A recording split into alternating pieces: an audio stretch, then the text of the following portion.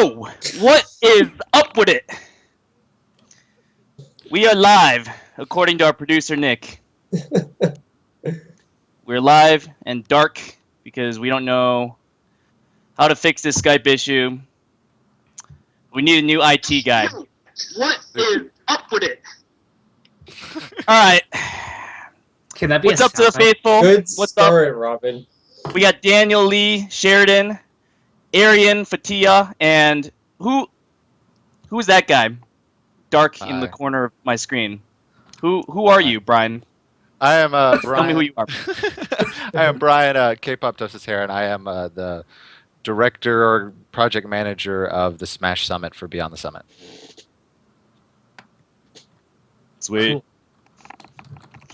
Yeah, Sheridan, take it away. That's all I got for tonight. Take it away. Well, dude. You know, we always start, Robin. Come on. I don't want to do that. We always start. How is everybody doing? Robin, how are you doing? I'm doing well. Yeah, how's work the as usual. Post Big House Blues. It's work as usual now, dude. Like, yeah. When things settle down, it's kind of like, man, I got this life again. There's no more seeing all of you guys in person for another, who knows how long, weeks, months. Genesis 3. Hopefully weeks, not months. Yeah. Daniel Lee, yes. How was your whole corpus of existence? It was pretty cool. I got IGN flew me up to NorCal yesterday to do a video with Mike Ross, and that was really fun. Nice. So the video is coming out tomorrow. But yeah, it was really fun. Where can we find this video?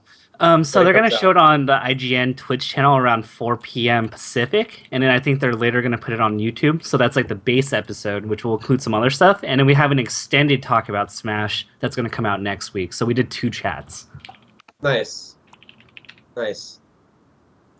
Arian? Was this all live streamed, or is it going to be posted on YouTube later?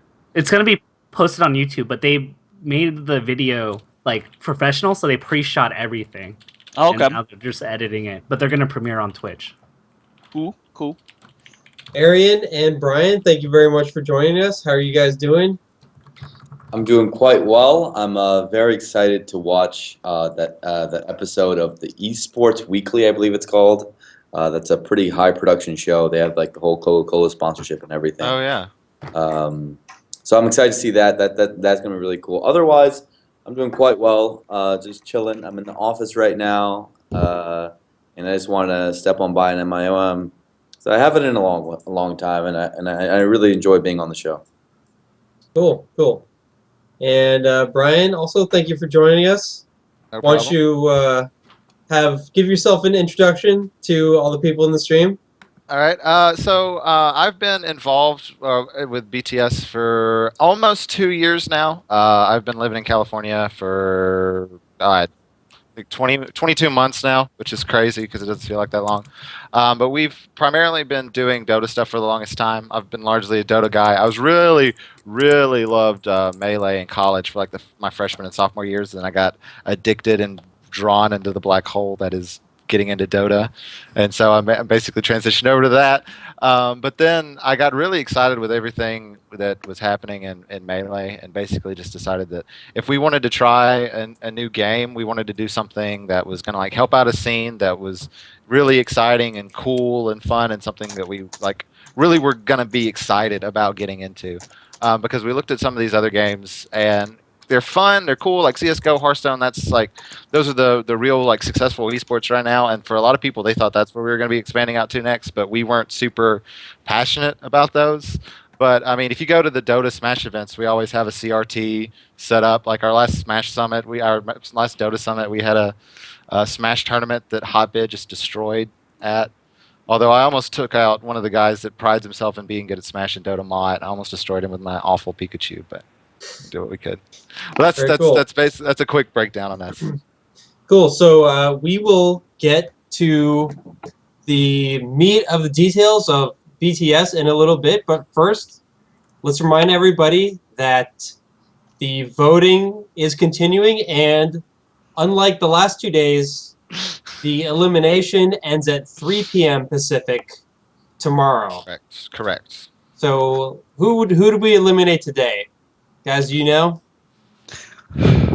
I haven't been following this as much as I should. Who got eliminated? It was Chillin, MacD, The- and Chew. and Chew. Chillin, MacD, and Yeah. Chew. Correct. Yeah, I Oh. was not expecting those three to go. Yeah. It was with a surprised heavy Mac heart went that I retweeted that. Damn. R.I.P. Yeah, I guess the one I'm surprised went is, well, I guess Chew and Chillin probably split votes between each other. So when they were both in danger, I'm guessing that just kept them in danger. Could be. Yeah. Might have been better to have one person say, I endorse this person for president. Maybe. I mean, Yeah. We're all feeling, how this alternate universe, people in Smash are running for president. Oh my god, Oh, Right. no, God. it's actually really cool to see because it's an interesting dynamic. seeing the actual political tactics and the social engineering people are doing. Some people are getting really creative. I like it. So apparently McCain is still going because you can pay $500 to do just something go. or other. Can somebody explain that whole thing to me? So What, yeah, you- we have You get a second life or something? no. He doesn't get a second life. So basically, one of the stretch goal rewards, one of the rewards you can buy, because we're doing more of a crowdfunding model than just a strict donation model. Like you get something with everything you pay. One of the things you can do is if you pay $500, you can just show up at the event and hang out. And MacD bought that. Okay, good So for him. He which really is good. wanted to be there. You just shell out $500 Yeah. bucks. He wants to be with the top it's great for players. us as well. Like he can hang out, sit on the couch, commentate some games. We'll be happy to have him. That's cool. Well, the MacLeffin dynamic. I think everybody wants that. Wants to see what's going to happen. House? Oh, that's crazy. I can fuck with some Mac Leffen commentary on the couch. We can do that. Yeah. Oh my god! I'm that'd be sure amazing. MacD would too. Well, let's. I see. whoa. Okay. So again, 3 p.m. Pacific, the cutoff tomorrow. Bottom 2 will be eliminated. So how about that Big House 5, Robin? How do you feel? Did you guys do a Tafo Talks together afterwards? Yes.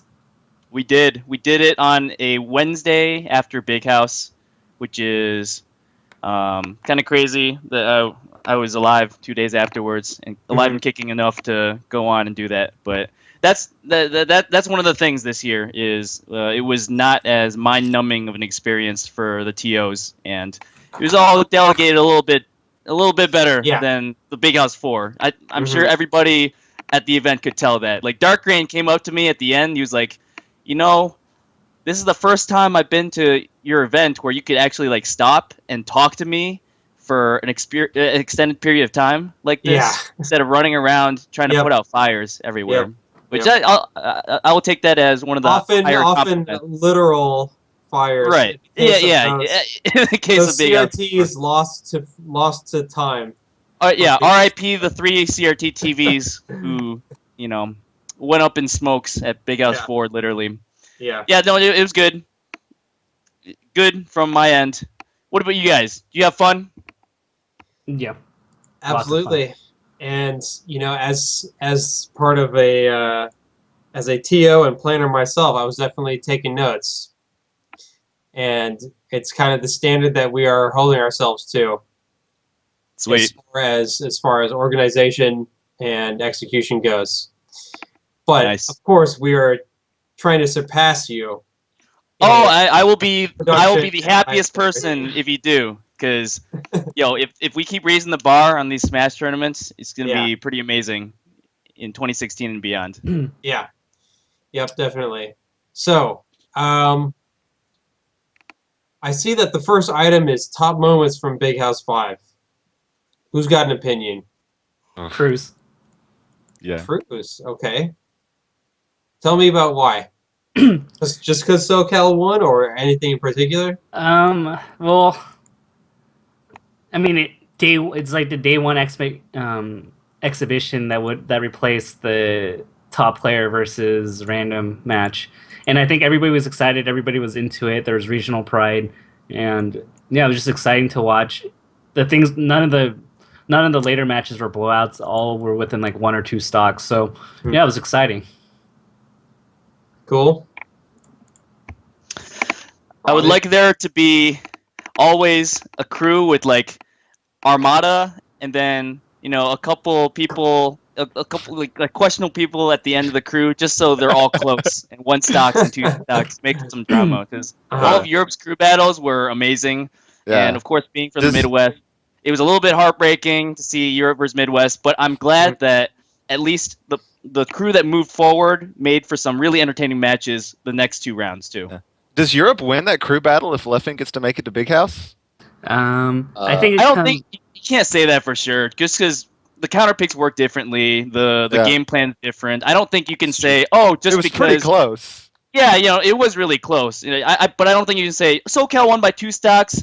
Leffen is 2 stocks better than Weedle, so Europe would have won. No, I don't buy any of those. No, you can't, because it changes your whole strategy. Exactly. Yeah. But it would have been nice to see him there, but it was still a very entertaining matchup.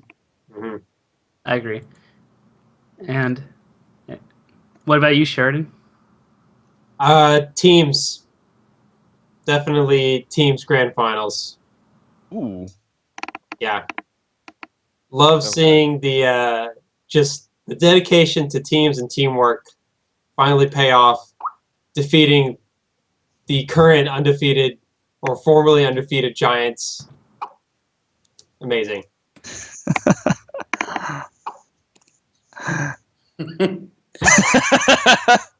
What? Nothing. What's Blur laughing at? What are you laughing at, Blur? Blur's about to say something, and I'm about to tell him to shut up. I wasn't gonna Let's say. hear it. No. All right. No. I got you covered, Arian. Let's go. I'll keep Robin in check. No, it was good. It was good. That's all. Right. That's it? It was good? So I think the time has reasonably passed that we can move on from Big House. Great tournament. Other agenda stuff. Well, all right, Sheridan, Mr. Facilitator. Yeah. So now we want to move on and talk about this whole system, this whole tournament. Why don't you start with explaining, how you got the idea to do this and the idea for the process and the nomination system. Just go ahead and take it away. In the Dota space, we have our own other Summit tournament that's just called the Summit because it came before everything. And we have had this mechanic in our last 2 tournaments called the Redemption Vote, where if you buy our compendium in the game, because Dota 2 has a very integrated crowdfunding system through buying in-game items and that contributing to the prize pool, 25% is generally the amount that Valve puts into the prize pool for each thing bought, by the way. And so if you buy that, you can then vote on a team that was in the qualifiers but didn't make it into the event to come to the event anyway. And we had a lot of success with it over the last year in our last 2 events. We really like how it gets the players to interact with their fans. Most of the time, as we're seeing now, you get some amazing moments. Like the team that won last year, Invictus Gaming, all dressed up like French maids. And so there's 6 Chinese Dota players in a random apartment in Beijing, all dressed up as French maids. I need to find a picture of it, and it was amazing. This one guy, Ferrari, who's one of the best mid players in the world, I thought was just an actual girl because he's got these little cat ears on and these little hand paws, and he's just so kawaii. So he went all out with it. He went all out with it. Here's actually the picture. I'm going to post it in the Skype chat. It's amazing. Anyway, we've had a lot of success with that. So to move forward and to not spend too much time on that, we wanted to apply it to Smash. So we talked with the Smash GG guys, and we're like, what can we do? We want to run a tournament. We want to make a splash. We want to do something different. We want to help out the scene, and we want to, not do something too ridiculous and upsetting, but we still want to do something different. So we're like, well, why don't we, invite the top 10 players, make sure we have, a modicum of the top talent there, and also have the fans have a way to, participate and get involved in the players, drum up support for themselves because it's been so successful in the past. And that's basically where it came from. And I think it's been relatively successful. It's not without controversy, but these type of popularity contests never are. It's just a matter of fact of if it's like a net positive or a net negative for the scene as a whole, which I think a lot of people have debated about. And of course, I'm going to posit that it's a net positive because of all the interaction, but there's a lot of sides to the story. Right. So to speak of, possible items on the other side of the balance sheet, the negatives, we ended up having a conflict with Tipped Off 11, Correct. which is one of the longest running regional series in all of Melee and probably the biggest one in the South. So a lot of people have questions about, what could have been done to make sure that this didn't happen. Like, did you guys, there's some amount of due diligence that people are expecting, people coming into the scene to do to make sure that they're not interfering or that Right. they're engaging the right people. So people would like to hear from you, I think, to know, kind of what you did to. Can I answer this? You guys feel free to, amongst yourselves to explain it. Yeah. So what happened was. What happened was. So first of all, let's just make one thing clear: you should not blame someone for anything on this. When a lot of outside orgs come to me specifically when they're trying to get into the scene, I think I started working with Hotbit originally in like June about potentially doing a Beyond the Summit event, just because I love Dota and I love Smash at the same time. And I think later I gave the Summit crew a list of dates. I think the best date I listed was sometime in October, and then there was the first week of November date in the like 3 options I gave them. But I sent that email a long time ago, and I believe Tipped Off was announced like August 21st or 22nd, right? And I sent it, and I gave them those options basically earlier than that. So if you want to blame me for that, that's honestly, you could totally do that. So I think that's fine, but it's genuinely not their fault because they're asked advice on what's an open date, and I gave them what I thought was an open weekend. But there was an unannounced event that got announced after that point.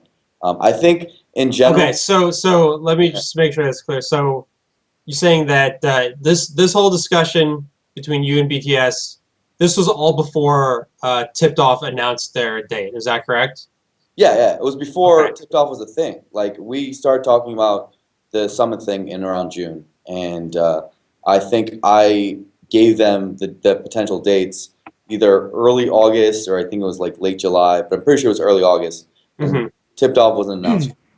But it's again, like, I don't expect them to have known about Tipped Off, especially during their planning phase. And I think when making a global calendar is actually really hard with Smash, just because people announce events 6 weeks before, and that's not something that only esports is guilty of, as in when outsiders come in, like with HTC. I think Smash organizers especially announce very close to the event as well. What I wish, and one thing I came on the show for, is I wish, just so that it makes a little bit easier for me, since I field a lot of these things, is if organizers can talk to me more about this sort of stuff so we can prevent it in the future. Because I honestly didn't know Tipped Off was coming in that weekend. I genuinely did not. It's really hard. Like, we have the same issue in Dota, right? Because people, like, we knew we were going to be doing this event for a month and a half before we even announced it. Like, we were pretty certain that it was going to happen. It wasn't 100% because there were a couple of moving pieces, but a lot of orgs know when an event is going to happen, but you don't want to release it. You don't want to announce it because you don't want to lose hype. Like, when you announce the event, you want to have your a lot of your players ready. You want to have your hype video ready. You want to have your venue confirmed. Like, you want to make sure that your first splash on social media is a significant one. And so when you don't have like some kind of mini governing body where you kind of put all the dates together it makes it hard. In Dota, we basically just have this one unofficial guy that schedules the entire tournament schedule. And no one really knows about him, and all the organizers just talk to him, and he just makes everything work.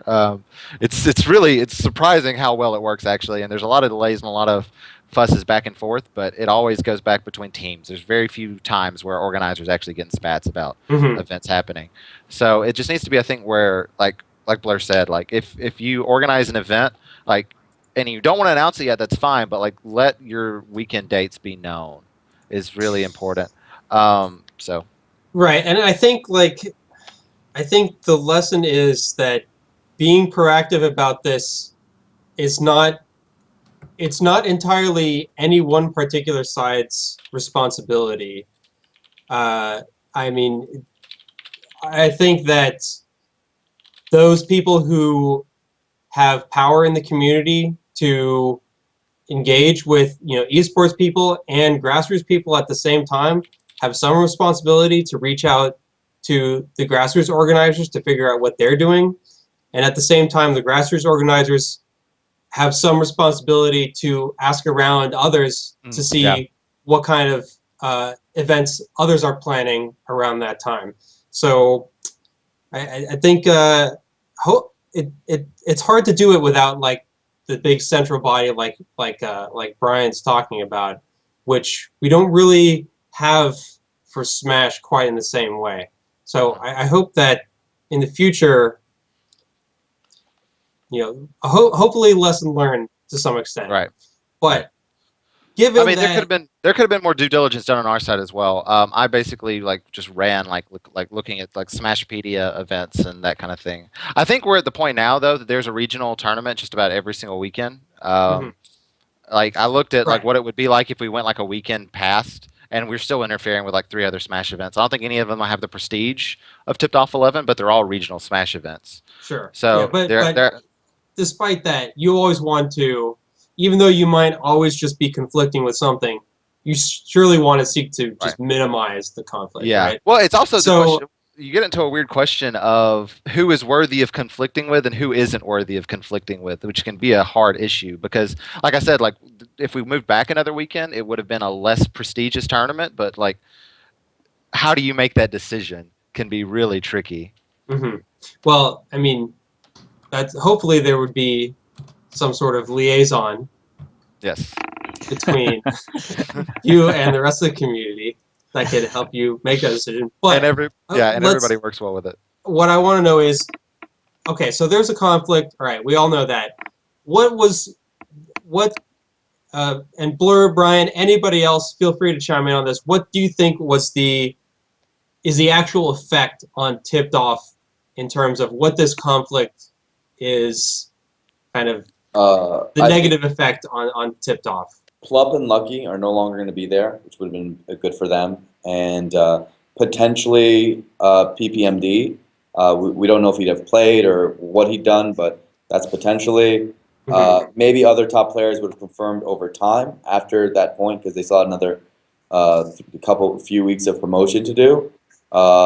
So I think that it definitely won't be. It could have been their weekend for viewership, so it does affect them. Now, having said that, K-pop's point's really good in the sense that making that schedule is actually super difficult nowadays because there is something every single weekend, right? And we're not going to ever really get ones without perfect conflict, and especially accounting for like venue availability, TO availability, things like that, right? And if you look at the SoCal market, like when they can't conflict with even Mayhem and SSS, really, right? So it's not just that they can't conflict with regionals across the country, but there's other ones which have booked their venue, which they can't conflict with.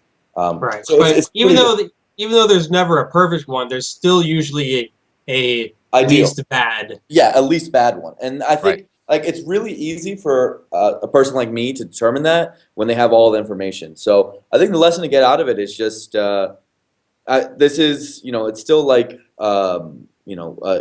having this oversaturation. So we're still kind of new to it. I think the lesson is just talk to me as much as you can, preferably if you have a big event coming up. A lot of people are starting to do it. I would like to get the word out on that more. I think a lot of people don't really know what I'm doing with my job or what roles I have, and the people who do know do communicate with me, and I just generally want to get the word out. If you're trying to do something big with Smash, probably talk to the Blur a little bit at least, and I can find ways to help you. Yeah, and I mean I appreciate you coming on and kind of saying you had a hand in not obviously not 100%, but this was everybody's responsibility, and everybody owns some fraction of it. And I hope that everybody can be more proactive in the future with regard to making sure this doesn't happen again, getting more communication out there among everybody, and yeah. So, for me, I basically just hope people will realize that like we tried to be as less disruptive as possible. So we had this really unfortunate timing like conflict with tipped off, but we made a very like specific like intent to do melee only, to do invites of 16 players, of not touching other games, not having open pools, so we don't bring thousands of people away from anything else. We tried to do something that was going to be exciting to have, and also wouldn't impact the whole scene like ridiculously hard because I mean it's I'm not going to say it's like what it could have been really bad, right? Like if we would have decided to do like a full like everyone open tournament in the entirety of SoCal. That we didn't invite players out for, that would mean that like every single player would have just chosen the event with more money, right? And so now you have a situation where like some of the players that don't make it to Summit or didn't get it into the final votes, they can still go to Tipped Off and they know now and they can go. Versus like I want to have a chance at the $20,000, I'm going to go. So we tried to at least have our format be the least divisive as possible. Yeah. So, well, it's a fait accompli at this point, so why don't we get to talking about what we can expect from this event? Because, when I hear there's going to be 16 people there, my mind says, oh, they're just going to do like a 16-man bracket. So why don't you set the stage for us about what we're going to see at this event, what makes it special beyond like a regular 16-man invitational? Right. Okay. So basically, the event's going to be 4 days long. It's going to be the 5th through the 8th. The first 2 days are going to be like a challenge-based matchup system. So if you looked at one of the tiers, there's something called the Mirror Challenge added.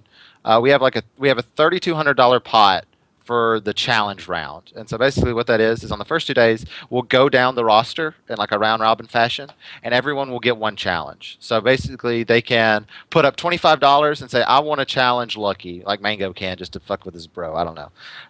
And he has to put up $25 and they play, and the winner takes all. And then you get adjusted in the group based on that. And then at the end of the 2 days, you just keep whatever money you had. And on top of that kind of fun little challenge bracket, there's a couple of other different challenges. Like there's a doubles challenge where you can bring somebody in to help you out. There's the mirror challenge where you can force somebody to play like a non-mirror main. Like a lot of kind of fun different events and ideas and structures on that. And then our Iron Man match and the double draft crew battle, which is our $25,000 tier stretch goal, would be in those first 2 days as well. And then the final 2 days will just be a straight double in bracket. With a doubles tournament somewhere along those 2 days. I really like the Iron Man thing because that's an event that we used to do a lot in Smash a long time ago. Yeah. But kind of like low tier tournaments, it's pretty much just dropped off. Right. But everybody loves to brag about their alts. Oh yeah, Mewtwo King's been all about the Iron Man. Let me tell you. Yeah. Robin, Tafo, what do you guys think about some of these extra events? Robin can go ahead. I think the presentation of it will be key to whether it's going to be a success or not. I honestly have not seen too many instances where you just throw an exhibition or have a prize pool and the players and you get the most out of the players that you thought you would at the beginning, going into it. So that's a challenge that TOs have to work with. And I'm always going to be of the proponent. Like I always think having your tournament life on the line, just whatever size tournament it is, to me, those stakes feel more real than an exhibition. But TOs have gotten a lot better at putting together other events. Like that's something I'm looking forward to seeing how you guys do with it. Yeah. So I mean, how many hours over these 4 days per day do you expect there to be streaming? And for that matter, what's the Twitch channel we can all see this at? We're most likely going to be just streaming it on twitch.tv/BeyondTheSummit. It's possible we may make a Smash specific channel for it or do it on another channel, but it's most likely just going to be on the main channel. If you follow our social media at Beyond the Summit, you'll know where to go. But we try to do a very specific like breakup of the first 2 days are like fun, challengey events for money, but not the real deal main event, and then the last 2 days are all like the $2,000 doubles tournament and the now $15,000 melee singles tournament. So hopefully that kind of like strict delineation will have people like kind of in the right mindset. Okay. Very cool. Very cool. What is next? So another concern that a lot of people have had, people have come up with this esports versus grassroots narrative about the whole thing. Yeah. And a lot of people, I mean, I'm not sure people know how esports versus grassroots you guys are. So we had a little bit about your history at the beginning, Right. but I want to give you an opportunity to kind of address that concern because I think a lot of people have thought about that. It's kind of weird because I've been really paying attention to the community and everyone's reactions about the vote in general, and I think I watched a Mike Hayes video where he was like, "This is Beyond the Summit. They're huge. They're gigantic. Like these media giants." And I read that and like it feels weird to me because for us we're kind of grassroots in Dota in a lot of ways because we're 10 guys, like we're still at like 10 employees. We work out of our house in East LA, like. We've like started our company through a Kickstarter, and have always tried to stay pretty true to our community roots throughout the event. Now the problem with that is like Smash and Dota just aren't the same community wise. Like nowhere in Dota, like LANs are not really big in Dota in terms of like just everybody coming together and interacting with each other personally. It's much more internet specific. But I think a lot of people kind of see us as like on the same level as ESL and like MLG. And while we might get, the same amount of coverage on Dota as those companies do, if not more for some of our events, that does not mean that we're like a heavily corporatized company. Like we're still, I say that, but like I don't think that should change your opinion on the type of job we can do. I don't think that it should necessarily be a good thing. Like it's not inherently good that we're a small company. I don't think. I don't think people should be like, oh, they're a big company. They can't do Smash the way it deserves to be. I think you should always give somebody the, like, you'd be surprised at how many like small grassrootsy things don't give a shit about players and just want their event to run well so they make enough money to keep doing it. Well, I mean, Melee's been around a long time, and we've definitely had our fair share of those experiences.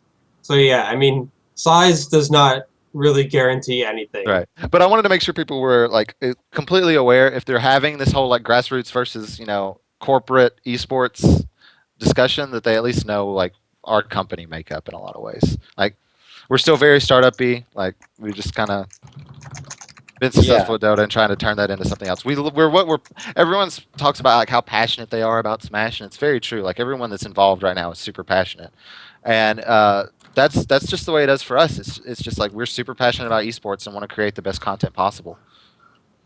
I feel like if I somehow had like 10 grand and I changed my name to sound corporate sounding, people would accuse me of being an esports entity. Like if I changed Tafostats to like tafostats.net, there you go, and like offered money for a tournament, people would Tafostats LLC. Yeah. TM. Once the TM gets up there, that's the signifier. Look official, but yeah, I think the greater point is I understand that a lot of Smash players don't watch other esports. I know like a lot of this panel is guilty of that, except for I guess Tafo.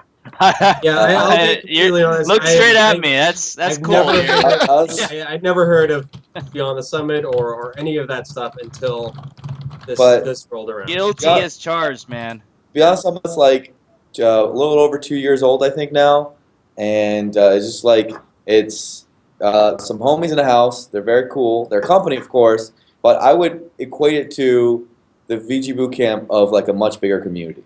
They turned out to become like the third or second biggest channel on all of Twitch. So there is a lot of following, and they have a big YouTube channel as well. But that doesn't mean they're like ESL or something like that. Like ESL has like hundreds of employees and is worth millions of dollars, right? Like there's There's a difference there, and that's, You say again, we're not worth millions of dollars, Blur? Come I on. say you're worth millions of dollars. I would buy BTS for all of my birthday stuff. But no, go ahead. But like, it's important to remember that, because like that makes the whole argument fallacious, because it is. But forgetting that, going on the general point of, what does it mean to be esports, and never forget your grassroots roots. Hashtag, know your roots.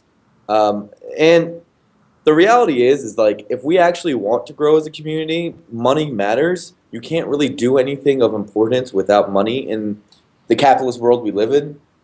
Now we've Wait, Blur, you're speaking like heresy right now. right. I mean, Go on. we wouldn't have events if we didn't have venue fees. Like, straight up, Right. that's the point. Yeah. There's venue fee for a reason. It's because the venue costs money, and like, if Sell people's out. time costs money, a lot of things cost money. And finding like the things like we see with the compendium at the big house, we should be very proud that we found ways to bring the Yeah. viewership into the event. That it's a good way of creating a healthy, completely voluntary way of people to support the event, right? Like, that's pretty good for us in our sustainability long term. Now, could we find better ways to, and optimizations within that? Maybe better ways to use the money, maybe better ways to build our events out as a result. Sure, but we have to build a model around it. We have to make our events better. If we prioritize making our events better, then the first hurdle we're going to have to overcome is just how costly events are, and just how little right now TOs, streamers, commentators don't make anything. Like, I think a lot of people on the outside, they watch a stream and they think that like the commentators are getting paid, or like the streamer is getting anything else but like their Twitch ad. It's a Smash economy is not very well understood. By both people in the community, as in the players, and by the guys on Reddit, or the guys who are just the spectators. And so it's hard for them to really understand that we're very hamstrung by our budgets and what we can do with them, right? Like, there's a lot of cool ideas we have, but most of them we can't do because we can only charge like $30 a venue fee, and that doesn't cover that much. We usually don't pay staff. And a lot of staff doesn't get paid. I mean, look how many volunteers Evo has every year. Look how many volunteers Juggleguy had to get, which, by the way, you did an amazing job organizing that whole volunteer spreadsheet with everything. And we're going to need a huge amount of volunteers for Genesis too. And the other option is we pass on those extra costs to the people that are attending the tournament. Right. I mean, if you want to pay $70 for a venue fee for Genesis, that would solve a lot of our problems. But we don't think that those have to be the problems of the people that want to attend the event. So it's got to come from somewhere. Unfortunately, is the problem. We're trying to make a really big splash in terms of like our event is like everyone that's coming out of the event player wise, like their flights paid for, their hotels paid for, we're giving them food, like all the commentators that are going, like we're covering flights and paying day rates. Like we're trying to come in and like support the scene in a way that is like we want to come in, and of course like we're a business, we want to do well, and like we want to be able to survive so we could do another one of these, but at the same time we want to do it while being able to support everyone else that's involved. Like that's the reason why you're seeing us invite other casters in. Like you're not going to see a whole lot of BTS talent besides maybe some like casual casting on the couch. Like we want to bring other people that have put in their time to be Smash commentators and understand the game and deserve to be there. And so like we're trying to do this the right way. Like it's great that we can make it both, if we can make it both profitable for us and also a position where all the players aren't having to sacrifice anything to get there. Like that's exactly what we want. Like we want people to get here and be like, man, this wasn't stressful. I could just come, I can play Smash, and I know that like I don't have the chance of losing money coming here, right? So and I think also that this engagement helps the attendance and exposure of all our grassroots events. Because, I mean, if you look at the largest Melee tournaments of all time, I'm pretty sure Genesis 3 is going to break the record. We'll see. Big House. Evo, to my mind, is Grassroots in a sense. It's a company, but this is Oh, it started literally as all they FGC do. Grassroots, you know. Right. Yeah. So For sure. all the biggest tournaments that you see right now are Grassroots events.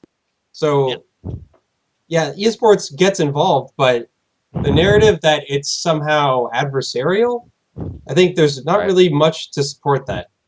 I think like fear and like keeping people accountable is good though, because it could easily not be. Like there's a lot of Dota organizations that treat their players like shit, like, and they don't pay them, like they don't pay on time, they don't pay for flights. Like some players have lost money on tournaments, they're not gotten money from their orgs or tournament organizers. Like there is the reason why people fear, I think, is valid. It's just on us to prove, like, to be transparent with what we're doing with our money, and like, not that we're coming in for a cash out, and that we're trying to support the people that have already been in there making. That you're gonna have you're invested in the community, not just through money, but personally, emotionally. There's something something at stake for you with continued relationship with the community. And can we like? Yeah, Toph, I know you wanted to come in for this topic specifically, so right. What's up, everybody? What's up, Brian? What's up, Toph? At the summit. Can't wait. Yeah, no, that's like the main thing to me, because like, you know, people tend to turn a blind eye. I mean, there's, you know, there have definitely been events and entities within the Smash community already that do exactly what you say. They don't pay their players well. I mean, for example, I mean Triforce, right? EMP. That's classic sob story in the FGC. I don't know what that guy's up to now, but basically, same thing. You know, didn't pay players. You know, didn't put on events that weren't run well, and we got to be cautious of that sort of thing. But I mean, you know, for me, when an entity comes in, if they demonstrate a commitment, not even necessarily to like Smash itself, but at least a commitment to quality and a commitment to like running a good event and you know, treating the people who are involved well, then I'm gonna be, you know, obviously I'm gonna be open to that. And that's my whole thing. Is like, what are you bringing to the table? So a lot of our jobs, like if you think about what are we trying to do when engaging with outside entities, we have to make it so that it's not painful to work with Smash, and that we don't feel territorial about it, but that we're working with the correct partners. I don't know, someone is typing a storm right now. Yeah, someone's got a Razer keyboard that just needs to calm down. That's probably Sheridan. it was not me. Okay. I have not been typing. Well, anyway. Someone is typing up a storm. I am a fucking less. All right, go ahead. Yeah. Ryan Lockwood, shout out. But we're trying. We have to like. There are going to be opportunities that come from the outside that are worth visiting for us and are good for us. And there are like things that could look like from the outside. Yes, they're from Smashers, but whatever. But there are opportunities for us. So, for example, SmashCon was made by a first-time organizer, right? And it was supported by community leaders, and we ended up making it. And it was a unique event, and it was definitely a positive event in the community. HGC Throwdown, like HGC came in and wanted to hold a cool event. You look at PAX. PAX was a first-time event. Yeah, it was sort of hosted by Twitch and me, but it's still like it was a first-time event, something new that we tried. The Summit thing, like it is really cool that all the players get flown out and commentators get paid and everyone gets housed. Like that's super cool and things that we haven't seen before. So there are a lot of opportunities that come across the desk, and we just have to figure out which ones are ones we find to be good and as good ways to grow Smash, because it's not always going to be just from our own internal organizers which we're going to find growth. We're also going to find it from people who like Smash from the outside. That's what people need to realize. Also, I don't know if you guys have brought up this point yet, but we saw something very similar to this 2 years ago, right? Evo 2015 or 2013, and the whole point was, I mean, as the donation drive was going on, and people were reaching this same point where it was like us versus Skullgirls or whatever. That was the whole narrative, and it was like, what, where's this going? Like, how good is Smash even going to be? Are they just going to like pick us up and then give us the shaft? And it ended up being literally the best thing that's happened to Smash, I think, since Twitch and the documentary. But the whole like a lot of people were saying like, yo, we got all this money. money. Like, why don't we just drop it? Why don't we just drop it and run our own national? You know, using this money. Like, why don't we just crowdfund our own national? And the fact of the matter is, sometimes these entities come in like I don't think with the money we raised for Evo, I don't think we could raise an event with quite that level of like entertainment value, quite that level of outreach. You know, I mean, the experience was amazing. Everyone who went to Evo loved it. I don't think we could have done that with the $90,000 we raised. Not on a first year sort of thing, you know. No, and then we got in 2 years consecutive, and we'll probably get there in a fourth. Yeah, That means we and it was awesome. spent like less than 25 grand an event for like look at the growth it gave us, right? So just because it's from the outside doesn't mean it's going to be bad for Smash. Like, and it doesn't just because someone's like Evo's trying to make money too doesn't mean it's bad for Smash. In fact, that probably means it's potentially good for Smash because frankly, an organizer who is losing money can't help Smash long term, right? Right. If you keep losing money, you can't grow Smash because you're going to stop at one point because you ran out of money. Yeah, that's the point I'm Right. trying to make with Smash GG too. Is like, so I mean, have you guys talked about the whole Smash GG like situation? No, not yet. Okay, so I mean, I'll I'm just super happy to talk about that though. cool. Yeah, I mean, so I'm obviously, I think most of us have met Sean New from Smash GG, and like, so I mean, one common misconception that I'm seeing pop up a lot on Twitter is they haven't made any money off of any of the donation drives. Like, all the money has gone to the artists who are providing the content, the players, etc., to charities. And like, the way I see it, that's one thing. And I think people are like, oh yeah, that's really cool then if they're not gaining money. But from my point of view, eventually we will have a necessity in our community for like content providers and infrastructure providers who are going to need money to continue doing what they're doing. And when that day comes, like, that's a good thing is what people need to get. Like, that's cool that people are willing to invest. I think it's really obnoxious when I see posts that's like, Smash GG must be making a killing off of all this exposure, blah, blah, blah. It's like, okay, if you are legitimately have a question about how much money is Smash GG making off this, that's definitely a legit question to ask. Yes. Because people want to know about Smash GG's involvement. I mean, to some people, they just kind of appeared and are just all over the place now. So what's the deal with them? How are they getting their money? That's a fine question to ask. But don't throw out all this insinuation about it and just kind of start this whole narrative about Smash GG making money off us or not being part of the community. Because I mean, us in NorCal, we have worked with them since the very beginning, and I trust them with Smash more than most people. So if you don't want to hear from Smash GG, you can hear from me. I know Tafo. I mean, pretty much all of us here know those guys. Rob, yep. Yeah. Obviously, they had a very big presence at the big house. Yeah, I mean, they're like literally a startup, right? It's sick. Like, and I went to the office, I spoke with them, and like Sean absolutely gets that. Like, if you want to, sort of have a place in a community, you need to understand that community first. If anything, the concerns that people have with like, oh, they must be making a killing or whatever. If anything, that's kind of one thing I've been bugging Sean about, and Aaron also has been bugging Sean about. Is I think he could do a better job letting people know who they are and what they're about. Because I think that if anything, their intentions about page.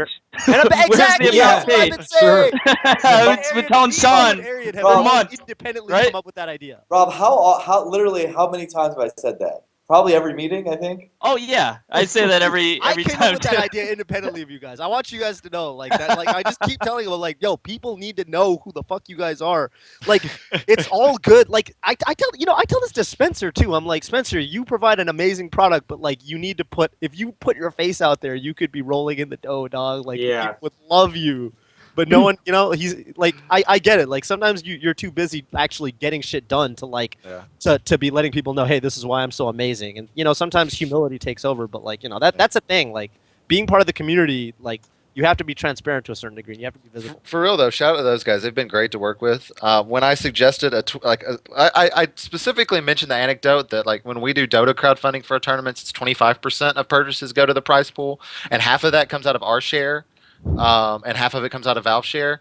Like when I came to Smash GG, and I was like, yeah, I'm thinking about something like 60% of all donations are going to go to the prize pool for the event. They didn't bat an eye. Like normally, like anybody else, I was like expecting like any type of crowdfunding tournament to be like, well, I don't know what our profit margins are going to be at 60%. Like I don't know if we can do that. They're just like, oh yeah, that sounds great. That can work for us. So like it's been ridiculously good working with these guys, and they've done a lot of great work. So, and that's another thing we try to do with this event, to try to not, at least on the like the outward appearances of not being super like money driven and just coming in to make a lot of money with, like, since we were doing this like donation drive for votes, I wanted to have a majority of the money going towards the prize pool. And so like what we've seen now, we've had like $17,000 raised already for the event, which is crazy in like 2.5 days. And the Melee singles pool is $15,000, and it's like over $20,000 for all the side events. So Yeah. it's been really good for that. And that money goes to the players. Like it just goes straight to the players, and those players can make a living off of Smash to give you guys more awesome tournaments. Like, and if like supporting the players and supporting the people that make the type of content you want to see is how you keep your community going. Yeah. Yeah, and Absolutely. I think it's a wonderful idea. The only concern I have is that there's kind of like a limited market for this crowdfunding stuff, because I mean, we have BTS, we had the Big House Compendium, Yep. Obviously Evo donation drive, things in between. That well can only get tapped so many times and every so often. So Hashtag tap that well. Hashtag tap that well. You know what I'm saying? yeah, I hope this doesn't become. I mean, I understand that like this kind of thing happens. They do this a lot in Dota. Like the compendium thing actually comes from That's either once a Dota year, or though. League of Legends. I have no idea, but I don't know how frequently it goes on. Like how often they can tap that well. Right. But So I would just Dota- not. I Dota we don't want to have get too. to a point in the Melee community where every single regional has to go back to it. Right. yeah. It's hard. Dota has it too, and it usually just been like the best tournaments that bring together the best like crowdfunding models do well. We have like 30 to 40 crowdfunded tournaments a year in Dota, but I mean, there's 10 million people playing Dota each month, so it's not really the same size. It's not really applicable in that Exactly. respect. But Yeah. Smash community, I would say, like per capita, is way more passionate in terms of like their like the per capita involvement in Smash is nowhere close to like it just leaps and bounds more than Dota in terms of how many people play the game regularly and how many people are really invested in the professional scene. Yeah, and honestly, like I think the smart thing for us to do is realize, okay, we have a really powerful tool in our hands with crowdfunding that clearly works, and people want it. Like, I mean, if you just look at like the general comments, everyone's super excited about the fact that they can contribute and that they'll get this extra stuff and all this stuff. So the most important thing is to figure out, okay, we now have gotten the experiments out of the way. Like, now what can we really do with this? Like, what is truly the most efficient model, and what are the best ways for us to use this money? And usually the answer to that is you have to start doing it a lot earlier, so you can start getting that money earlier, so you can spend it more efficiently. But instead of like maybe closer to the events, that would probably help the events more. Maybe you do a year-long thing. There's a lot of ways to do it, but I think it's not fully thought out yet because we're still in the experimental phase. And I think it's super cool that we are experimenting with this stuff, though, and people need to be open to this, just this little experimental phase where people try it, see these new ideas, like this voting stuff, like what Big House did with the compendium, and from there, I think it should become a limited resource to what really matters, like Sheridan says. There are going to be certain things where, like, okay, this deserves this amount of crowdfunding because this is an important initiative.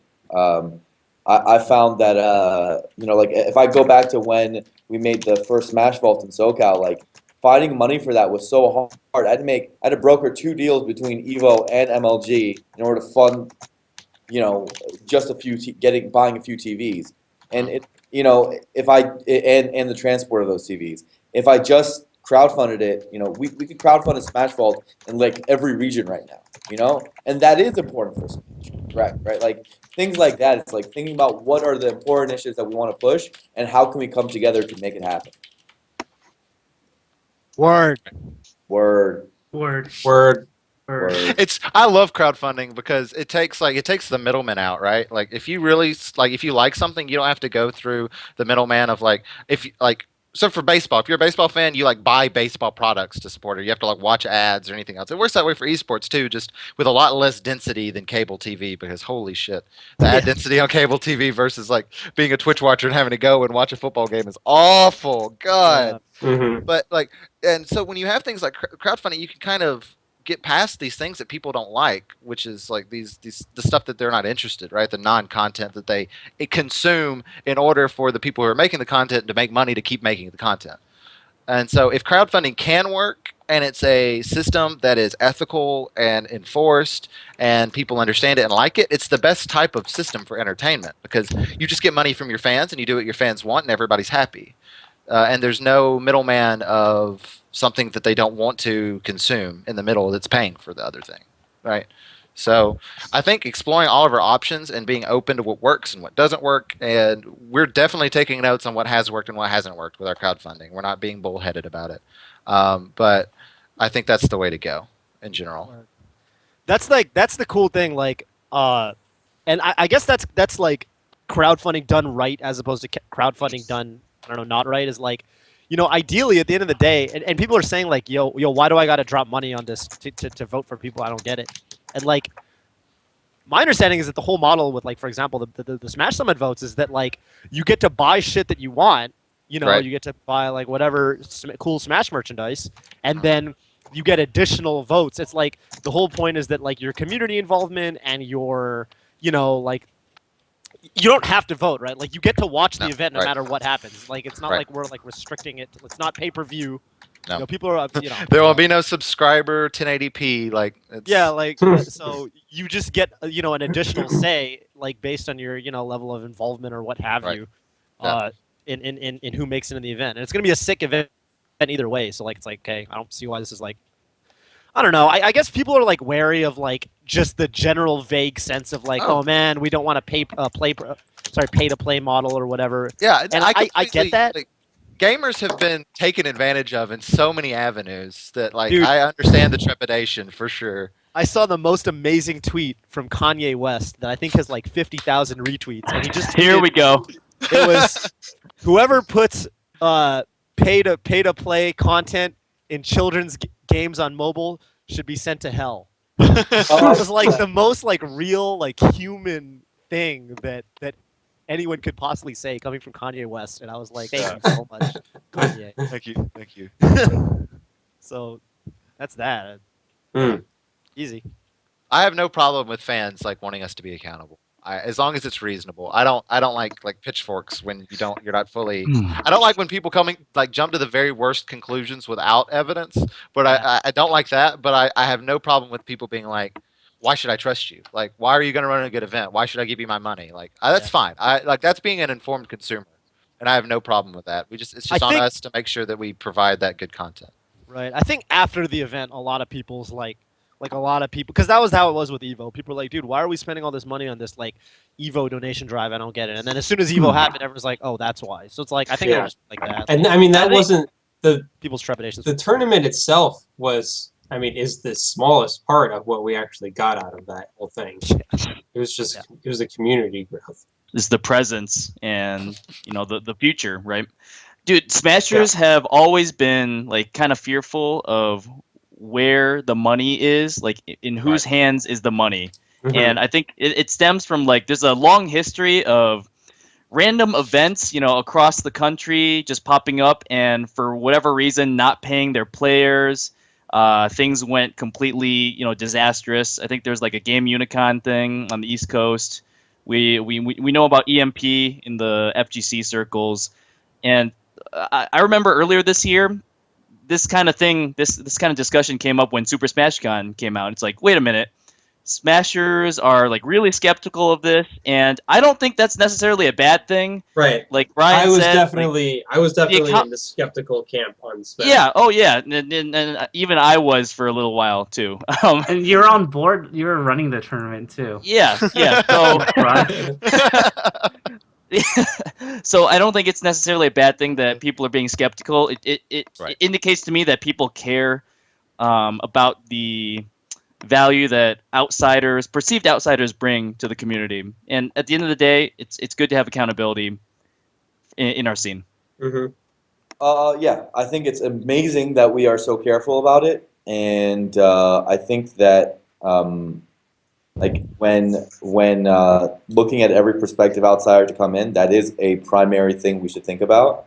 But having said that, like BTS, SmashCon, like those guys, as SmashCon at the time hadn't proven itself, but I think by now they have, and I think BTS has proven themselves for like years now. We should know when we're being a little ridiculous, at the same time. Some of the meme man stuff was a little bit ridiculous. I will say that. I don't know. Stuff It was. That's I enjoy. wait. So I've enjoyed Smash Twitter over the last few days more than I have. I don't think Yeah. I don't think I've made a single tweet about any of this stuff, but I am reading it and it's so juicy. It is so juicy. It is so entertaining. So much juice. I feel like we're just like the Analyzing. living embodiment of the gladiator. Are you not entertained? Picture. Yeah, exactly. That's what I was thinking, man. Okay, that was also, by the way, I wanted to make this point, but I wasn't sure what the medium or the platform to do it was. But like, my whole thing with the whole meme man thing is like, so the parallel I wanted to draw is like, okay, when an entity comes in the community and wants money or whatever the deal Right. is, like you want to evaluate the level of quality that they bring to the table, the level of dedication, level of commitment, and that's how you determine whether it's like a good thing or a bad thing, right? So Right. if a motherfucker is stepping to me and saying, hey, fly me across the country and I will deliver you good melee, then I look at the level of dedication and commitment that they have brought to the table. Are they entering their locals? Are they placing well? Are they practicing? Are they trying to actually compete with top pros? I don't see any of that out of me, man. I'll tell you that right now. I haven't seen some. I hit up YouTube for some hot meat man sets. I ain't see shit. So I'm like, hey, if you want me to fly you across the country, I don't know, man. I just don't see that level of dedication. Well, we will pull a say- Chillin. We will pull a Chillin and say my B on that because because would that say- was a bug. That was a bug. Like if Yeah. everything in the site was working correctly, like he wouldn't have been able to get in. Like it was never intended for players of his caliber without some type of like vouch or us reviewing his like that's the thing. That's the difference between Mean Man and like your Spuds, right? Like Yeah. Spud Or was like Kage, Yeah, I like- think We- that's we made a that's like the decision. one thing that people would want to like. If not me, man, why Spud is Right. is the question. we made a subjective decision that or objective decision. I get this confused way too often. Subjective is based on your own personal Yeah, perceptions. it was Here on we our go. own personal perceptions that Spud was deserving because he was the top in his country. And since this was a big kind of like community-based tournament, like if he's the best in his country, give him a shot. And we did not think the same level of quality like went with Mr. Brookman. So The man is named Meat Man. Come on. Yeah, like come on, dude. I'm going to give him. Chu was let a in. little bit. Chu, Kage, all the other Melee Hell guys, they were good. Like there was 'cause no they're good kicking players. those guys. Chu got We- ninth at Evo. It's like, yeah, That of was course. no Right. problem. We had No, no he got problem. seventh at I Evo. think if No problem. Melee Hell wants to put their votes behind something, that's absolutely their prerogative to do that. No And problem. behind Shu and Kage, that's fine. However, I want to. Some people might say, well, if you have this initial 20 nomination system that you're going to weed down to 6, Right. maybe whoever gets in, the 20, that should just be whoever it is, and the meme mans of the world will eventually get sussed out when you get to the top Well, 6. you say that, but who does he kick out of the top 20? Like, I didn't want his spot because of lol memes to take the spot of some of those guys that were flirting on the 19 and 20s that were good players, like your Shroons and your Mac D's and your like really talented smashers that like might get left out because of a guy that has no business being at the tournament. To be completely honest, like Okay. That's the way we made the decision. It was a hard All right. decision to make. I think No, like it's- we could have made it's multiple your decisions. tournament. And it's, Yeah. I mean, And it's your tournament. You run it the way that you want to run it, and I completely Right. understand that perspective. yeah, and I can see why some people would be upset about it for sure. And I think like the interesting thing is like if there was never this bug in the first place, there would never have been an uproar over why can I not nominate Meme Man? Yeah, he specifically did not meet the criteria to be eligible. Like, Right. Yeah. So, the bigger question is, how did you get sponsored by Melee Hell? Because Buffalo He's the Wild founder. Wings, He's like, the founder of Melee Hell. He's Dude, the founder and of Melee Hell. yeah, see, that's Which, rubbed me by the wrong way, way it's too. super grimy. It's super duper grimy, right? It's like dude, That rubbed me the wrong way too, man. Dude, Joey got a like $100 plus gift card. Yeah, For lucky. Buffalo Wild- Yeah. Yeah, man. Like, where do I get in on this, dude? Hey, But, you know, I'm just saying right now. I think If it you want to serves support a the tournament purpose. directly, Melee Hell, we still have some sponsorship openings for the tournament itself. You want to cater some of the days of Buffalo Wild Wings? Come right on in. Dude, let's get some You know, wings. I still let's think use this right. I still think Melee Hell serves a purpose because it's like a meme lord flypaper. You know,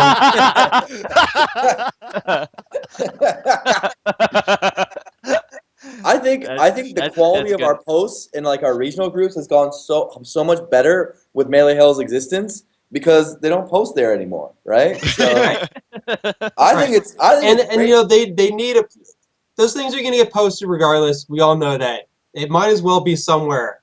So the fact, whatever. Okay, moving on. Melee Hell, hit me up for sponsorships. Let's go. Let's make this real. You know what's funny?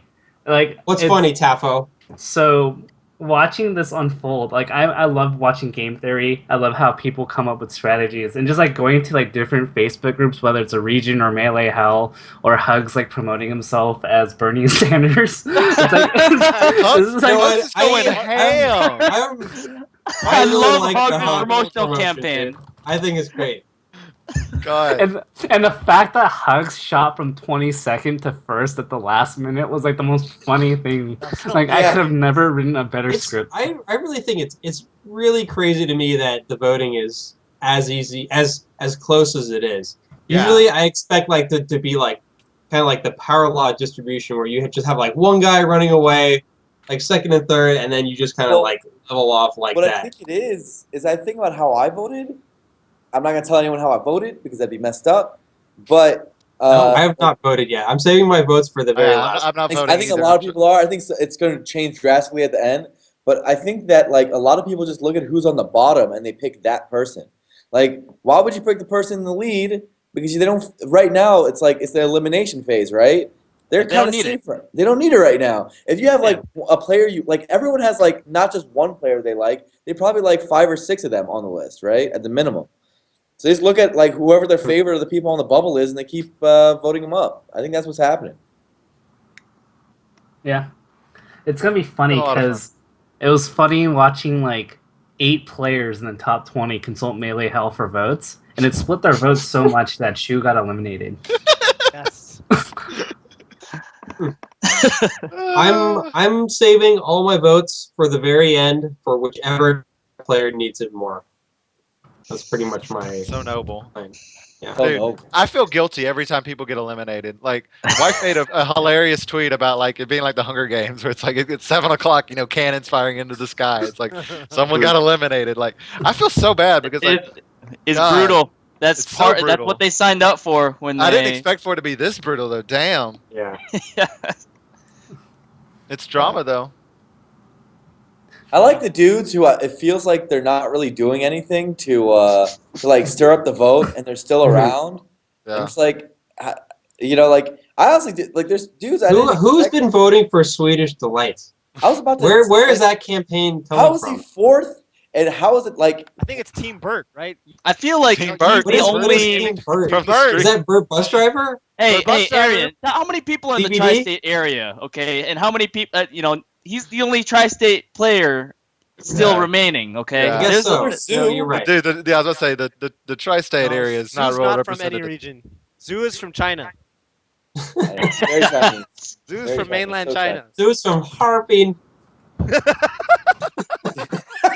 Has S2J done anything? No, he's just S2J. It's fine. He's just S2J. S2J best Falcon. Johnny does not. Yeah, he literally plays Falcon. It's fine. He'll be Yeah. fine. Can you imagine Johnny going on a promotional campaign with this shit? Like Yeah. that's not gonna happen. Yeah. He could do it. He could do it in his own Johnny way. He could be like, "Sub You just fuckers, vote for me. vote for me." Really. Dude, no, he can literally, he can Flip literally, Falcon Hellstick. he can literally say F Kage, he sucks. Vote for me. Yes, He'd probably yes. get like 1,000 Yes. votes. And he'd get What the 200 social media? retweets, a bunch of support. Yeah. Yeah. You guys remember? What was it? Shroomed and Kage or Shroomed and S2J versus Kage and Fuzziness, the greatest trunching a team's money match has ever seen. Kage got fucked. You know what's Damn. funny? So Shroom played Doc at that time, right? Mhm. It was like Doc and Falcon, and Yeah. on the side of that, Hacks and Homemade Waffles were just looking at each other, wondering if they could do the same thing. Yeah, they're right. At the end, didn't they do it? Like at the end, Yeah, they're they like, destroyed Kage and we'll Fuzzy just right do it after. too, like- with the same Damn. team of Falcon Doc. Yeah. Oh man. Yeah, they got hustled really hard. Yo, I might take off and play some Smash Bros. Are we? All right. We pretty much I wrapped up. think we're ready to move on to some tournament previews. Unless you guys got any more points you wanna throw out there. Said my piece. All right. Seems cool. Seems like we're all on the same page. Mm-hmm. All right. All right. So I'm out. Am I out of here? Should I be out of here? if you can be out on your own. Speaking of time. campaigning, I'm somebody okay. get Here's what I'm gonna do. I'm just gonna leave the thing on. I'm gonna play Smash. I Hey, was gonna say one thing. turn real the fast. camera. Turn the camera though, so we can see how Yeah. badly Kazu's getting wrecked. Oh, God. Yo! Oh, it's even. What the? Yeah. I can't. Quite. Dude, No, Toph, don't speaking put- of campaigning, you need to get on your t-shirt train, man. You're getting your ass kicked right now. Yeah, Falcon is hard to beat, man. I'll tell you right Yeah. now. Captain Falcon is very That's a hard. hard matchup, dude. Look at S2J. No, in Popularity. terms of popularity, man, I don't know. I should do some. I'll work on it. I'll work on it. All right. Hey, look at S2J. Look at None. Look at well, especially S2J, I guess. But Falcon's a monster when it comes to popularity, man. Yeah. All right. I'm gonna request for you not to put the webcam on the game because we don't deserve to see Kalamazoo's mark. Like, can we not see that? It's actually Like, last time. No, Wait. But then, I'm kind of looking right now. Like, actually, kind of looks like the Crimson Blur's mark. Are you sure you're not playing there? there's similarities. That's There that are was a bad similarities. joke. That was honestly There's not a similarities. good There are joke. similarities. Oh, I think I'm out. I'm gonna let the people focus on you. All right. Thank you, Toph. Yup. Stick with it. All right. Tournament previews. MLG New Orleans. That's this weekend, isn't it? man, I almost forgot about it till today. I'm not gonna lie. So who's running this thing? Chivo's got the handle on this, right? He's not running it, but he's He's helping. not. He's Okay. streaming. He's streaming. Streaming. Helping. He's like one of the stream operators. Yes, He's a All right. promoter. he's a promoter. And who's on the floor is what I'm asking. MLG people. MLG people. Okay. Well, But 200, yeah, 256 cap, right? So it shouldn't be too hard. Yeah, there's a bunch of good Yeah, Smash 4 256. players going, and I think it's like we have HBox, Axe, Beauty King. Mewtwo King, TK's there. Keizu. Yeah. So it's gonna be pretty tight. I saw like they tweet out their stage, and it looks pretty cool. I think there's Yeah. they had like the Falcon Punch thing. I don't know if you guys saw that on Reddit, where it's like there's animations with like crowd animations. I thought that was pretty cool. So it's interesting for sure. They do. It's MLG usually does a pretty good job 107 of entrants. They can't mess it up. 107. Wow. Okay. Wait, for Melee? It's New Yeah. Orleans. Like it's not the. you know, Still. There's. I mean, There's my some big understanding was that tournaments there was a decent scene. I mean, like Houston. Well, I guess it's kind of far away, but like Yeah. Eastern Texas and like Western Florida. My understanding was that they had like fairly decent scenes. Alabama ain't got much of a scene. I'll tell you that. Alabama, nah, probably not. Who's our top player? Who's our top But player? it's pretty top heavy. I mean, look at who's going. Couple things. The announcing it a month in advance, not even a month, like 3 weeks. I mean, that's not going to allow people to make travel plans in time. And even then, people on the fence about it, I think, are thinking back to last year and how poorly MLG Anaheim ran. So at this point, the ball's in their court. They now have to prove to Smashers that they can run a successful event, which has not been proven yet. So Right, but I don't think I don't think they're trying to promise as much with this event as with the previous MLG. So I think you let them have a little, cut them a little bit more slack. Sure, regard. see what happens. Yeah. Yeah. I think it'll be interesting. I mean, that top level of talent is pretty cool.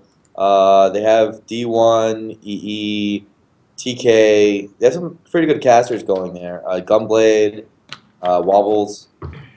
So yeah, I think it'll be cool.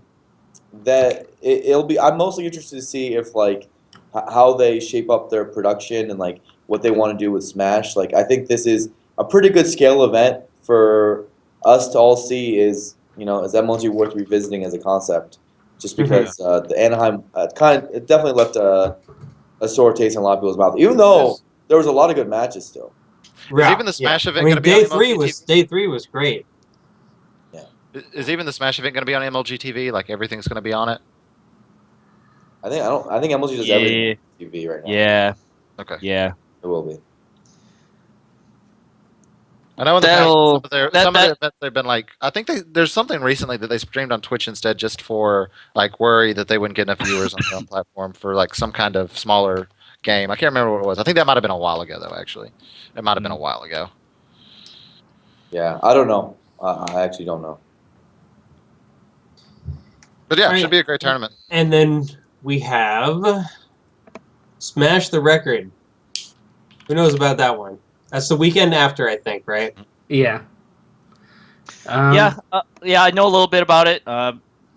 Alex, aka Cherry, has been, planning this for a while. And what I love about Smash the Record is they're really promoting themselves well as they're distinguishing themselves from the typical Smash tournaments where it's just a few brackets, some intense competition. For Smash the Record, I think it's a more intimate atmosphere with a different focus. There's a charitable cause, and there's some pretty cool exhibitions that they're doing. So yeah, I like what Cherry's doing. What are some of those? What are those exhibitions, if you know? Well, they have stretch goals, and there's a long list of them on the Smash the Record. So they're expanding it. So last year it seemed like it was a primarily melee focus, but they don't have a lot of the Smash 4 top players, but it's going to have a presence there. They also expanded to speedrunners, so I think there are certain people that are going to speedrun.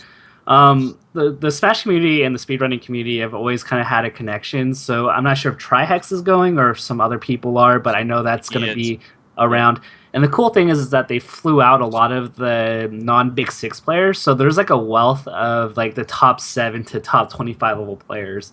And it's going to be interesting to see how that bracket plays out in their little exhibition tournament. Dude, it's just going to be fun, and I'm really excited for it because I think it's super dope that we have like our own like super premier charity event now. I think it's cool, and it shows that like the heart of our community, like that we want to do stuff, and I'm excited to see how much we can raise for it. Like now we've shown that we've gotten good at raising money. Like I would love it if the Smash community goes hard and we raise a lot of money for charity and for a good cause. And St. Jude's is a great cause, and I think they're a great charity, and they have a really close affiliation with Smash. So I'm pretty excited for it. I also think just like Alex Chiricosta has been he's been the heart of the scene, and I can't wait to see his next event. Yeah, he's a great guy. Yeah, and guys, I'll not pass this chance up, but don't forget that early bird registration for Genesis 3 that ends tomorrow night. So head on over to SmashGG/3 or G3 or whatever it is. And there's also sign yourself up if you want to save some money. There's also SSS this weekend. SSS and on Saturday and Sunday.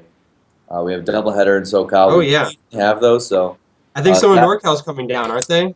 Yeah, this is going to be a big one, actually. I think, I don't know which of the top NorCalians are coming down, but a ton of them are. So that's going to be super cool.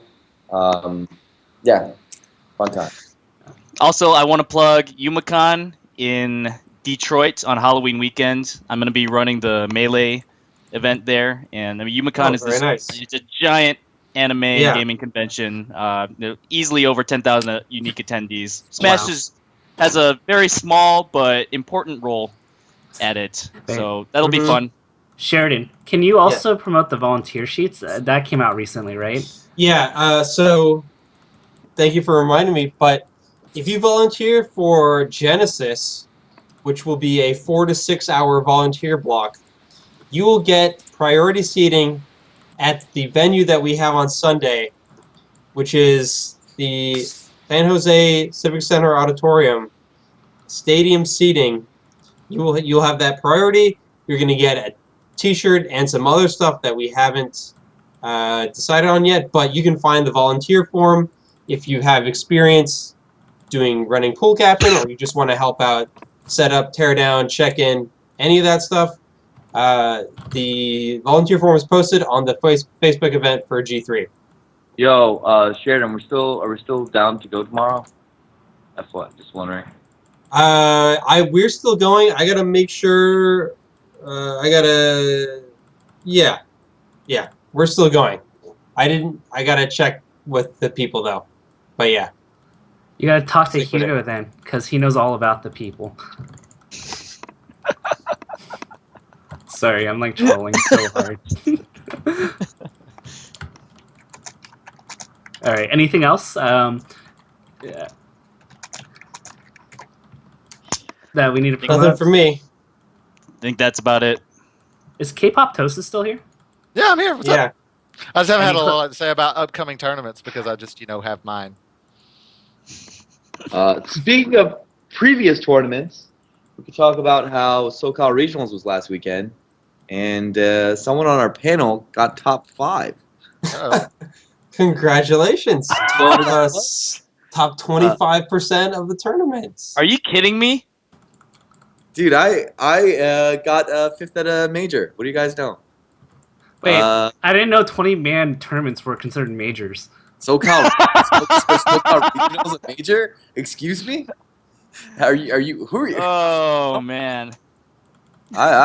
I'm pretty proud of it personally. That's a good question though, because if players do really well at our tournament, what if one player comes out of nowhere and wins the tournament? Are people going to say that wasn't a legit tournament because it didn't have pools, didn't have kind of a clowny first couple of days for seeding and stuff? There's different criterion, right? And it's not always just attendees or right. What the event is. I mean, at least your tournament has top level talent. I mean, right. I mean, I guess SCR had West Bowls, but Reno got second. No offense to Reno. I guess you beat Hugo. Hugo, you suck. I still feel like if this event, we have another let's say Hungrybox came to the Smash Summit and Hungrybox won the event and beat Armada in the finals. I feel like people would still think that had less impact than him winning at a Paragon or a Evo or something, because it's I don't know, because I think some people are always going to say part of being good at Melee is making through pools. So I don't know. It'll be interesting to see what people think. An argument could be made, for sure. It'll be interesting to see what people say. It's gonna be hype. I'm so excited that we get to see PPMD. When I look at the attendance list, just take a step back, and this is gonna be a tournament with these players. It's crazy. What we're really excited about is just being able to show every match. That's the thing that my biggest pet peeve when I watch Smash Summit, Smash events, is knowing there's a matchup that I want to see going on and not being able to see it if I'm not there. And so every single hype matchup for our event will be on live. You won't miss a single matchup. So. And speaking of seeing every match, Juggleguy, when are those matches gonna go out? Oh yeah, quick update on that. So in case people didn't know, every single top 64 Melee bracket match was recorded at Big House. If it wasn't streamed, it was recorded. We're still waiting on those to come in through the the recorders, collecting all those files. Those should be uploaded soon. I don't know when, but soon. Damn. Very nice. Nice. With it. Yeah. So, I think that covers everything we wanted to talk about on the show today. I want to thank Brian for coming down and giving us all the details about the tournament, explaining the whole process, and Blur as well. Thank you very much for coming in and giving us your explanation and putting yourself down in front of the people, because I'm sure you like to believe that you're a man of the people. And yeah, any parting words from you guys? Juggleguy. No, I think we've said our bit. I don't have anything else. Thanks for watching. Thanks for like giving us a chance. Letting us throw an awesome event. It hasn't been like the super smoothest thing ever, but I think that as a whole, like the community has been very welcoming and very excited. And the only fault I see is like when people get too excited and too protective, and that's only out of like massive love and passion for their game. So that's easy to deal with in my mind. So it's been a great experience so far. Dude, it's gonna be sick. I hope we have Dota setups there too. Dude, if Leffen's there, I'm gonna have to give him some lessons. I've seen him play Dota. He thinks Dude, he's he's good. so bad. He is. He literally he picks shadow feed mid every game. It's like mid or feed. Like he's that player. Oh But my I God. mean, that's how you get good at pubs, I guess. Like that's how you win games in pubs. You So- know, it kind of reminds me of Hacks and Twisted Fate. Hacks is like the exact same thing. He plays Twisted Fate, But isn't he mid good? only. That's his only champion, and if somebody else wants mid, he will PayPal them money to dodge. Like if there's ever a disagreement between players, like he'll PayPal them like $5 to dodge the game. But isn't he actually good? He is good, but he plays a very specific thing, and in League, Yeah. like if you're to play competitively, you need to know at least like 6 heroes. I will say Leffen's pretty good considering how much time he's supposed to have like spent in Dota. Like he's actually not bad Yeah, he considering. spent like no time to be fair to him, but yeah, in League and Dota you can ban characters. So like, Yeah. there's no such thing as banning a character, or because they could just ban it. That's what we're gonna do with the double draft battle, our $25,000 tier. We're gonna have we won't let people ban, but there's gonna be like drafting of heroes, our characters. So like everyone's gonna have heroes, just our champions. Yeah, everyone's gonna get to draft their Smash champions, and there'll be like 16 different characters split amongst teams, which I think will be pretty hype. Just if anything, I'm just hyped for like the draft and hearing the captains talk about why they want to get a character or not get a character or whatever. It should be fun. Can we do side bets on like, is Mango gonna pick Captain Falcon round 1? Or prop bets? Do as many side bets as you want, man. Damn, it's gonna Go be so for hype. Sheridan, do you have any closing thoughts? Or Buster, do you? Nope. I don't I love all respond of to that, but no. Thanks for having me, guys. Thanks, Blair. It was good. Thank you. Thanks so much, guys. All right. Peace. Peace. Peace. Peace. We out of here. Ah.